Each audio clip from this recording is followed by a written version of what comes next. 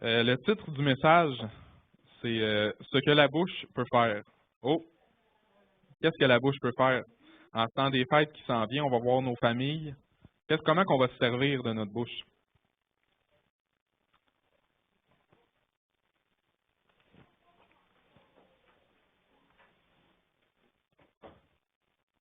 On va lire un texte dans Jacques 3, versets 1 à 12.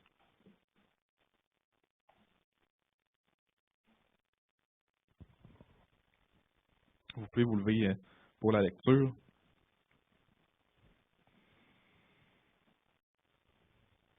Mes frères, qu'il n'y ait pas parmi vous un grand nombre de personnes qui se mettent à enseigner, car vous savez que nous serons jugés plus sévèrement.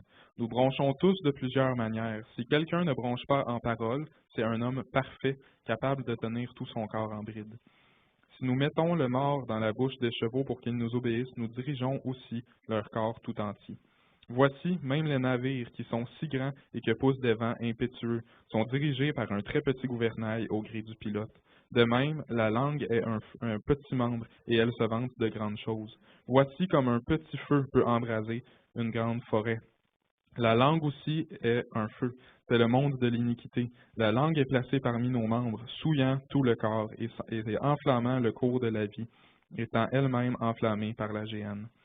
Toutes les espèces de bêtes et d'oiseaux, de reptiles et d'animaux marins sont domptés et ont été domptés par la nature humaine, mais la langue, aucun homme ne peut la dompter. C'est un mal qu'on ne peut réprimer, elle est pleine d'un venin mortel. Par elle, nous bénissons le Seigneur notre Père, et par elle, nous maudissons les hommes faits à l'image de Dieu. De la même bouche sortent la bénédiction et la malédiction. Il ne faut pas, mes frères, qu'il en soit ainsi.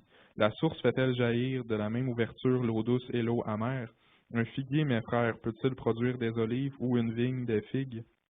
De l'eau salée ne peut pas non plus produire de l'eau douce. Pourquoi parler de la langue? Vous allez pouvoir vous asseoir. Pourquoi parler de la langue ce matin? Je vais vous donner deux raisons qu'on va pouvoir trouver dans Acte 24 au verset 13 à 16.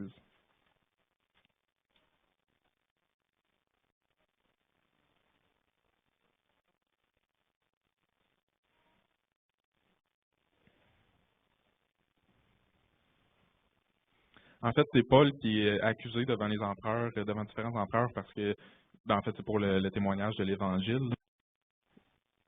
On voit ici au verset 13, « Et il ne saurait prouver ce dont il m'accuse maintenant. Je t'avoue bien que je sers le Dieu de mes pères selon la voie qu'ils appellent une secte, croyant que tout ce qui est écrit dans la loi et dans les prophètes, et ayant en Dieu cette espérance, comme ils l'ont eux-mêmes, qu'il y aura une résurrection des justes et des injustes. C'est pourquoi je m'efforce d'avoir constamment une conscience sans reproche devant Dieu et devant les hommes. » Une conscience pure devant Dieu et devant les hommes. Pourquoi avoir une conscience pure devant les hommes? Quand les gens alentour de nous savent qu'on est chrétien, souvent ils vont se mettre à nous observer. Leur raison de nous observer, c'est jamais positif. Ils vont essayer en fait de nous prendre en défaut, que ce soit par nos actions ou par nos paroles. Mais Jésus nous lance un appel dans Matthieu 5, 14 à 16. Il nous dit, « Nous sommes la lumière du monde. » Pourquoi on est la lumière du monde? C'est pas parce qu'on est plus beau, c'est pas parce qu'on est plus gentil, plus intelligent que les autres, mais parce que sur la terre, on a le rôle d'un miroir. Un miroir qui devrait refléter la lumière de Christ, qui est la véritable lumière. Amen. Quand les gens nous regardent, ils devraient voir la lumière parfaite de Christ, qui est venu sur terre, né une vie parfaite, sans reproche, qui est venu souffrir et mourir pour sa création, pour nos familles, pour nos amis, pour nos collègues de travail, pour les pauvres qu'on croise dans la rue, pour les prostituées, pour les voleurs, pour les menteurs, pour les ivrognes. Christ est venu pour réconcilier Dieu avec sa création, en offrant sa vie comme sacrifice parfait et éternel, pour pardonner nos péchés, mais aussi pour qu'ensuite on marche d'une façon digne de la repentance et pour qu'on passe l'éternité avec lui, loin de la tristesse, loin de la maladie, loin de l'angoisse, loin de la COVID, loin des péchés. Amen.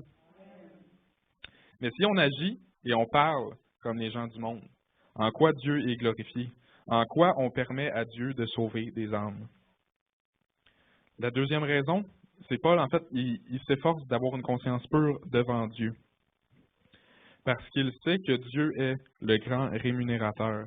C'est de lui que nous vient le cadeau de la vie éternelle. Il est possible que, comme Paul, on se retrouve dans une situation où les hommes peuvent avoir un certain pouvoir sur notre vie. Mais comme Jésus le dit dans Matthieu 10, 28, ne craignez pas ceux qui tuent le corps et qui ne peuvent tuer l'âme. Craignez plutôt celui qui peut faire périr l'âme et le corps dans la géhenne. Puis ça, Paul, il l'avait compris. C'est pourquoi, en fait, même malgré toutes les reproches qu'on lui faisait, toutes les condamnations qu'on essayait de lui mettre sur le dos, Paul avait de l'assurance parce qu'il savait qu'il était en règle devant Dieu. Les Juifs ne pouvaient pas enlever l'assurance de son salut, ne pouvaient pas y enlever ses récompenses célestes. Amen. Je vais donc vous partager ce que Dieu a mis sur mon cœur en 3 points. Premièrement, quoi ne pas faire avec la langue. Deuxièmement, de quelle manière se servir de sa langue. Troisièmement, comment faire pour avoir le contrôle sur sa langue. Pour le premier point, qui est ne quoi pas faire avec la langue, on a déjà une partie de la réponse dans notre texte d'introduction, Jacques 3 au verset 9.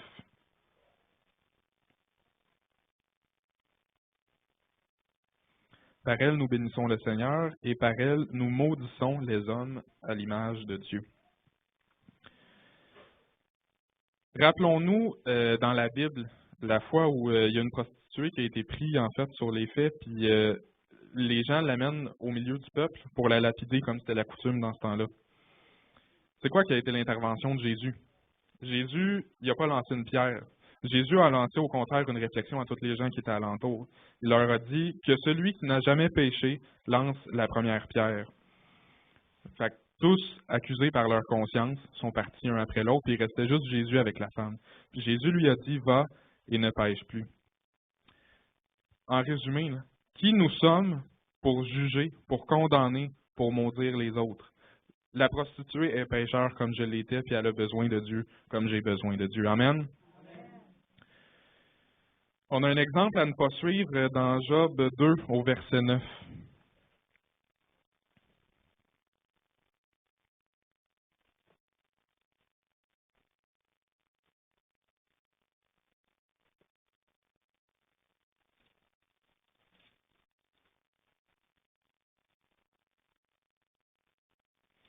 Pour nous mettre en contexte, en fait, on voit au chapitre précédent que Job, en fait, il était très prospère, mais il a presque tout perdu. Il a perdu tous ses animaux. Il y avait des bœufs en grande quantité, des brebis, des ânesses, des chameaux. Il a perdu tous ses serviteurs. Il a perdu ses 7 fils et ses 3 filles. Puis même que là, il perd sa santé. C'est là que sa femme dit, « Tu demeures ferme dans ton intégrité, maudis Dieu et meurs. » Il faut faire attention à nos paroles. Puis ici, un appel très important aux femmes. Dans votre couple, vous avez un rôle très important parce que vous avez une influence sur votre mari. Mais assurez-vous que votre influence que vous avez sur votre mari est une bonne influence, pas comme la femme de Job. Amen. Heureusement, on voit au verset 10 que Job a bien réagi. Ça dit que Job ne pêcha point par ses lèvres. Lui, c'est pas la réaction qu'il a dit. Il a dit, tu parles comme une femme insensée. Moi, je parlerai pas contre mon Dieu. On peut lire dans Proverbe 11 au verset 9.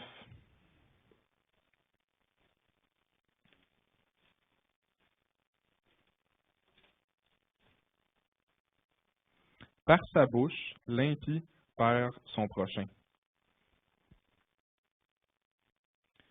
L'impie perd son prochain parce qu'il amène les autres avec sa langue dans des voies détournées. Je pourrais prendre comme exemple un jeune à l'école qui incite un de ses amis à prendre la drogue, un enfant qui incite son frère ou sa sœur à mentir à ses parents, un collègue de travail qui en incite un autre à voler son employeur.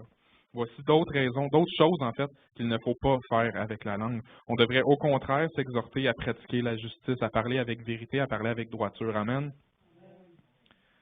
On va aller dans un autre texte, dans Zacharie 8, au verset 16 et 17.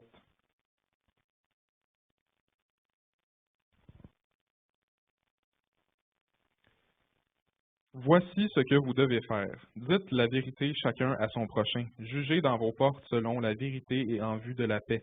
Que nul en son cœur ne pense le mal contre son prochain et n'aimez pas le faux serment. Car ce sont là toutes choses que je hais, dit l'Éternel. N'aimez pas le faux serment, car ce sont là toutes choses que je hais, dit l'Éternel. C'est d'autres raisons, en fait, d'autres choses de ne pas faire avec sa langue.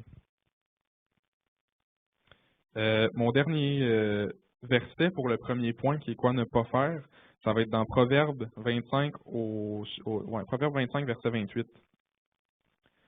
Comme une ville forcée et sans muraille, ainsi est l'homme qui n'est pas maître de lui-même. La comparaison est quand même forte, là. Une ville en fait sans muraille, qu'est-ce qui arrive à cette ville-là quand l'ennemi vient pour l'attaquer?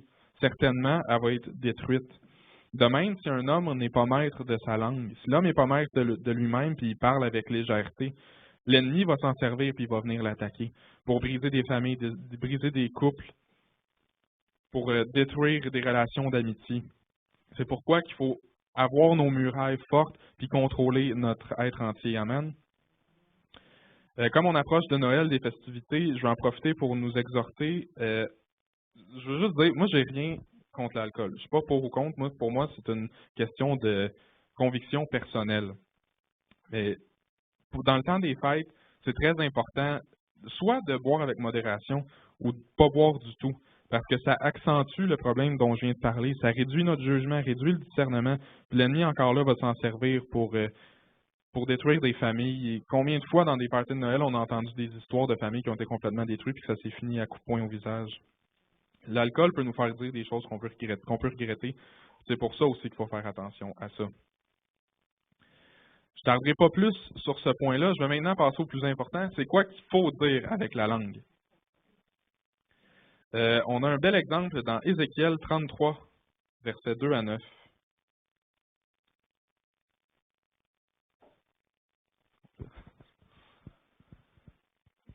Fils de l'homme, parle aux enfants de ton peuple et dis-leur, lorsque je fais venir l'épée sur un pays, et que le peuple du pays prend dans son sein un homme et l'établit comme sentinelle.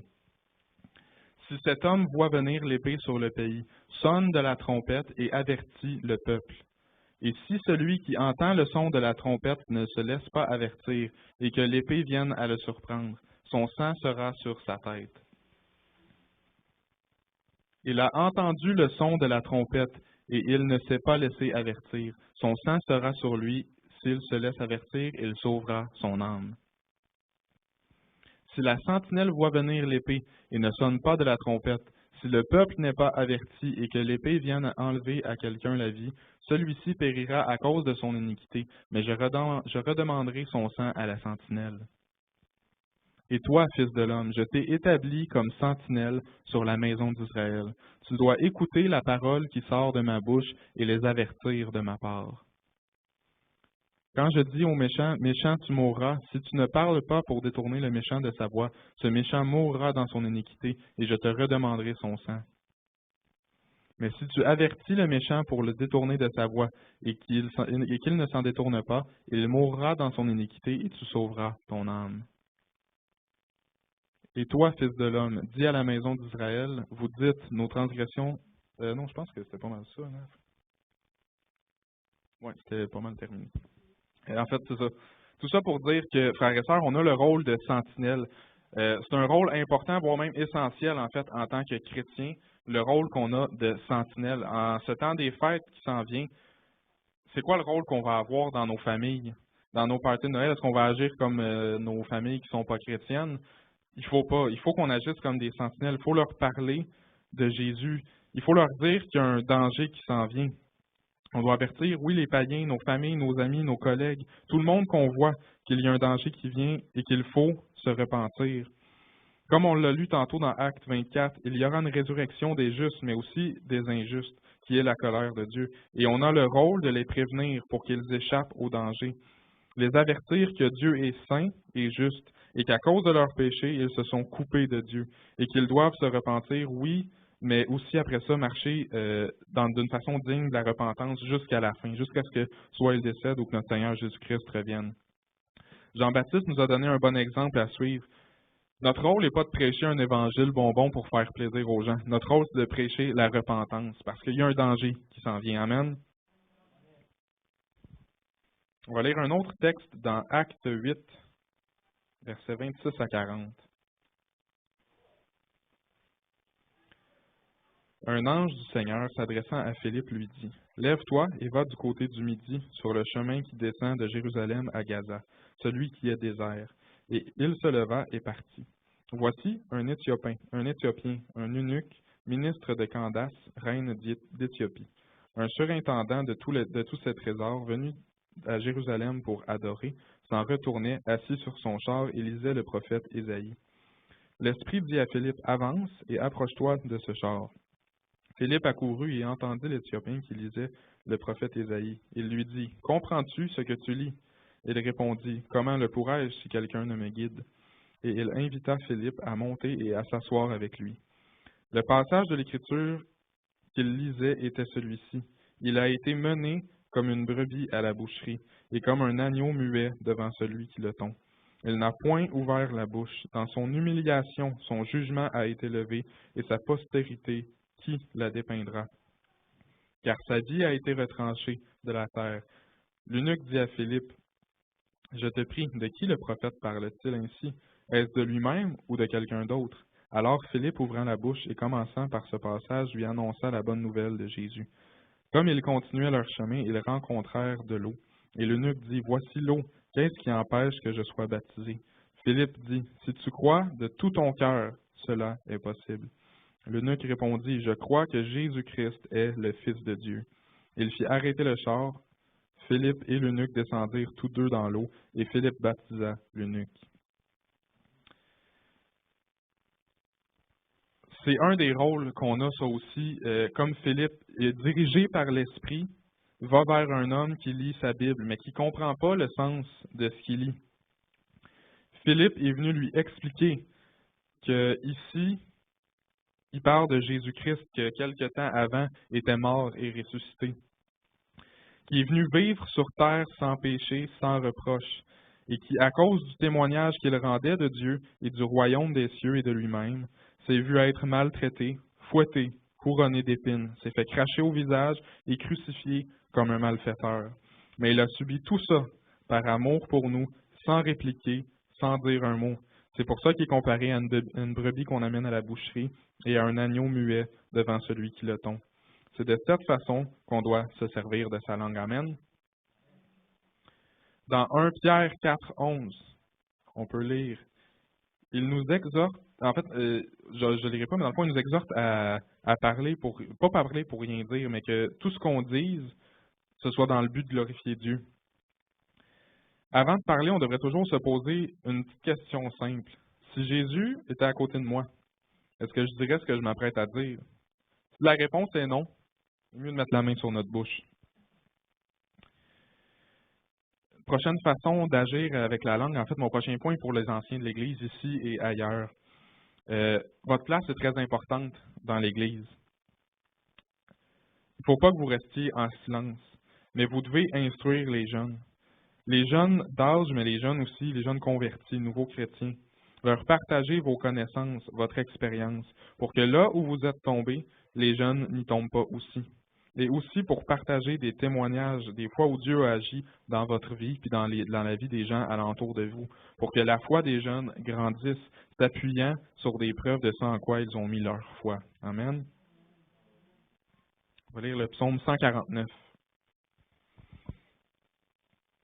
Louez l'Éternel, chantez à l'Éternel un cantique nouveau, chantez ses louanges dans l'assemblée des fidèles, qu'Israël se réjouisse en celui qui l'a créé, que les fils de Sion soient dans l'allégresse à cause de leur roi, qu'ils louent son nom avec des danses, qu'ils le célèbrent avec le tambourin et la harpe, car l'Éternel prend plaisir à son peuple, il glorifie les malheureux en les sauvant, que les fidèles triomphent dans la gloire, qu'ils poussent des cris de joie sur leur couche, que les louanges de Dieu soient dans leur bouche, et le glaive à deux tranchants dans leurs mains, pour exercer la vengeance sur les nations, pour châtier les peuples, pour lier leurs rois avec des chaînes, et leurs crans avec des ceps de fer, pour exécuter contre eux le jugement qui est écrit. C'est une gloire pour tous ses fidèles. Louez l'Éternel. Je l'ai lu à la fin, en fait, juste parce qu'à la fin aussi, ça répète louer l'Éternel, mais je pense que le message est clair, j'ai pas tellement grand-chose à rajouter. Une des raisons d'être, en fait, d'un chrétien, c'est de louer Dieu. Amen. On va lire un texte dans Luc 18, versets 1 1 à 18. 1 à 8, en fait, excusez. Jésus leur adressa une parabole pour montrer qu'il faut toujours prier et ne point se relâcher. Il dit, il y avait dans une ville un juge qui ne craignait point Dieu et qui n'avait égard pour personne. Il y avait aussi dans cette ville une veuve qui venait lui dire, fais-moi justice de ma partie adverse. Pendant longtemps, il refusa, mais ensuite il dit en lui-même, quoique je ne craigne point Dieu et que je n'ai égard pour personne. Néanmoins, parce que cette veuve m'importune, je lui ferai justice afin qu'elle ne vienne pas sans cesse me rompre la tête. Le Seigneur ajouta, entendez ce que dit le juge inique. Et Dieu ne fera-t-il pas justice à ses élus qui crient à lui jour et nuit, et tardera-t-il à leur égard? Je vous le dis, il leur fera promptement justice, mais quand le Fils de l'homme viendra, trouvera-t-il la foi sur terre? Il nous dit à travers ça, en fait, de prier sans cesse pour tous nos besoins. On a tellement de raisons de prier pour nous-mêmes, pour les gens alentour de nous. Prier sans cesse pour tous les gens. Puis Dieu, il dit, il va répondre à nos prières. Amen. Comme je disais, il faut élever, oui, des prières pour nos besoins personnels, les besoins de nos frères et sœurs. Prier aussi, en fait, pour nos pasteurs, pasteur Jean, mais tous les autres aussi, parce qu'ils ont une lourde charge, puis on veut, en fait, qu'ils soient forts physiquement pour continuer l'œuvre à laquelle Dieu les appelle, mais aussi qu'ils soient forts en Christ, dirigés par le Saint-Esprit pour qu'ils continuent de prêcher dans des voies, en fait, dignes de la vérité de la parole de Dieu. Amen.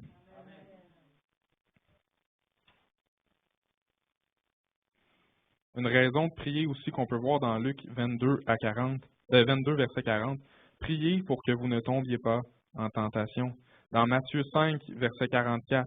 Priez pour ceux qui vous maltraitent et qui vous persécutent. Oui, priez pour qu'ils arrêtent de nous persécuter, mais priez pour que Dieu sauve leur âme et qu'il change leur façon d'agir. Amen. Éphésiens 6, 18 nous dit priez pour tous les saints. Il faut prier, frères et sœurs, les uns pour les autres, pour que tous on garde la foi en Dieu jusqu'à la fin. Priez aussi pour les besoins personnels de tous et chacun, et que notre consécration aille toujours grandissante envers Dieu. Amen. On va lire un autre texte dans 1 Timothée 2, 1 à 4.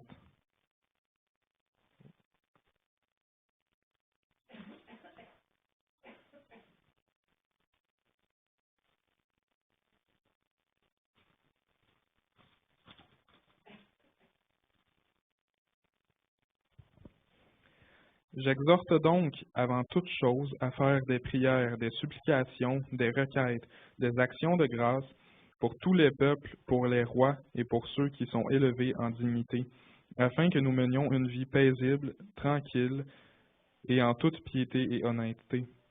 Cela est bon et agréable devant Dieu notre Sauveur, qui veut que tous les hommes soient sauvés et parviennent à la connaissance de la vérité. Ça exprime quand même très bien. Ça non plus, j'ai pas tellement grand-chose à ajouter à ça. Dieu, il veut que tous soient sauvés. C'est pour ça qu'on doit prier pour tous. Prier pour nos gouvernements, parce qu'on veut vivre une vie en paix, une vie honnête. On veut pas vivre dans des choses malhonnêtes, dans des choses qui déplaisent à Dieu, mais ça commence beaucoup par le gouvernement. Si notre gouvernement est sale, ben, tout le peuple en subit la conséquence, mais on veut prier pour vivre en paix. Amen. Je vais terminer ce point-là avec les paroles de 1 Pierre 4, verset 11. Si quelqu'un parle, que ce soit comme annonçant les oracles de Dieu. Si quelqu'un remplit un ministère, qu'il le fasse selon la force que Dieu communique, afin qu'en toute chose, Dieu soit glorifié par Jésus-Christ, à qui appartient la gloire et la puissance au siècle des siècles. Amen. Le troisième point maintenant, quoi faire pour maîtriser sa langue? Si on retourne à notre texte d'origine là, dans Jacques 3, ça dit que c'est impossible à l'homme de maîtriser sa langue. Mais quand on est chrétien, ce n'est plus nous qui vivons, mais c'est Christ qui vit en nous. Amen. Puis à Dieu, tout est possible. Il faut faire, dans le fond, la façon que ça prend pour gérer notre langue, c'est de faire attention à notre source. Ça nous disait, la source peut-elle faire jaillir de l'eau douce et de l'eau amère? Il faut que notre source soit tellement remplie de Dieu que tout ce qui peut en sortir, c'est de l'eau douce. C'est facile à dire de quoi dire, quoi pas dire, mais c'est plus dur à mettre en pratique. On va lire un texte dans... excusez. On va lire le texte dans Jacques 3 au verset 6 à 8.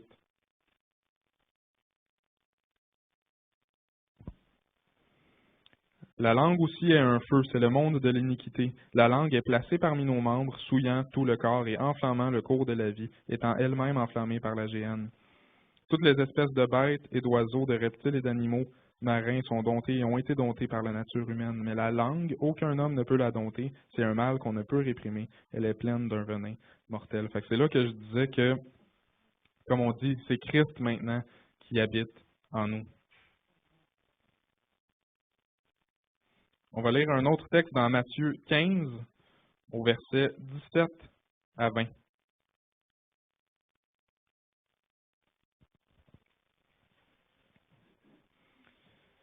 Juste pour nous mettre en contexte un petit peu du texte, là, c'est parce qu'en fait, les pharisiens sont allés vers Jésus puis ils disaient « Hey, tes disciples, ils brisent la tradition des anciens parce qu'ils ne se lavent pas les mains avant d'avoir mangé. » Puis au verset 17 à 20, Jésus, comme il dit à ses disciples à part, en fait, c'est quoi le contenu de la discussion qu'il y a eu avec eux. Ne comprenez-vous pas que tout ce qui entre dans la bouche va dans le ventre, puis est jeté dans les lieux secrets? Mais ce qui sort de la bouche vient du cœur, et c'est ce qui souille l'homme. Car c'est du cœur que viennent les mauvaises pensées, les meurtres, les adultères, les impudicités, les vols, les faux témoignages, les calomnies. Voilà les choses qui souillent l'homme. Mais manger sans s'être lavé les mains, cela ne souille pas l'homme. Donc, comme Jésus le dit, ce qu'on dit vient de notre cœur. Donc, si on veut, en fait, comme je disais, ne pas pécher par la bouche, il faut veiller sur son cœur. On a cette déclaration-là aussi dans Luc 6 au verset 45.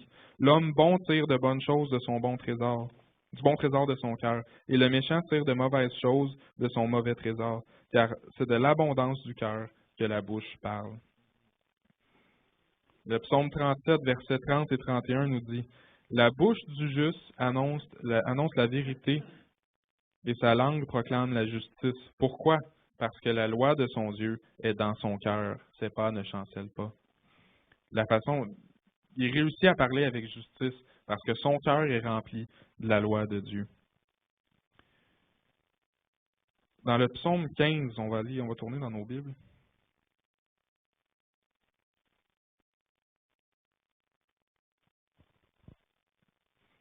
Ô Éternel, qui séjournera dans ta tente? Qui demeurera sur ta montagne sainte? Celui qui marche dans l'intégrité, qui pratique la justice et qui dit la vérité selon son cœur. C'est pas seulement dit et dit la vérité. Il y a quand même une bonne nuance, mais il dit la vérité selon son cœur. Pourquoi? N'importe qui est capable de parler puis d'un moment donné de dire la vérité par rapport à quelque chose. Mais le chrétien dit la vérité selon son cœur. Parce qu'il est tellement rempli de Dieu qui dit juste la vérité à laquelle Dieu l'appelle de parler. Il parle de la façon, en fait, qu'il est naturel. C'est Jean 8, 44, je pense, qui nous dit que Satan est le père du mensonge, puis il parle de la façon qui lui est naturelle. Ben nous, à l'inverse, on dit la vérité selon notre cœur, parce qu'on parle de la façon qui est naturelle, parce qu'on est tellement rempli de Dieu que c'est juste ça qui peut sortir.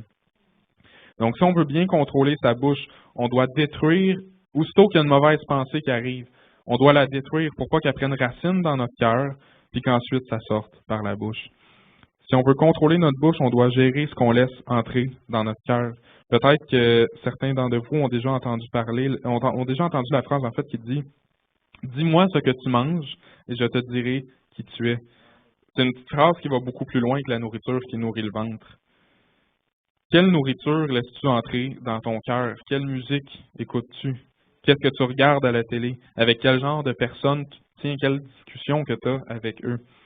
Si on veut parler d'une façon digne d'un chrétien, il faut être tellement rempli de Christ et de sa parole qu'automatiquement, ce qui va sortir de notre bouche, c'est des louanges à Dieu et toutes sortes de paroles qui vont le glorifier. Je vais donner un exemple simple avec le thème du temps des fêtes. Si on met une dinde au four, dans quelques heures, ce qu'on va ressortir du four, c'est encore une dinde. Si on veut parler d'une façon digne d'un chrétien, il faut avoir premièrement rempli notre cœur de Christ et de sa parole. Amen. En conclusion, pour ce troisième point, le christianisme n'est pas un manteau qu'on porte le dimanche matin et qu'on enlève rendu à la maison. Le christianisme, c'est une marque permanente que tout le monde devrait voir et en tout temps. Qu'on est tellement rempli de Dieu que ça déborde sur les gens alentour de nous puis que ça paraît dans ce qu'on dit, ça paraît dans ce qu'on fait. Amen. En conclusion, nous sommes la lumière du monde, comme je l'ai dit au début. Et on se doit de nourrir notre cœur au quotidien de la parole de Dieu pour que Dieu soit glorifié par nos paroles et par nos actions, pour qu'on ait un bon témoignage devant les hommes, pour que le plus grand nombre soit sauvé. Puis aussi pour qu'on ait une conscience pure devant Dieu, qui dans sa grâce nous offre un si grand salut. Si vous voulez prendre des résolutions pour l'année 2022, dites pas « Ah, je vais essayer de mieux maîtriser ma langue ». Mais si vous avez compris ce que je voulais dire, dites au contraire « Je vais être tellement rempli de Dieu pour l'année 2022 ». Puis le reste va en découler. On va parler d'une façon digne d'un chrétien, on va agir d'une façon digne d'un chrétien. On va finir en prière.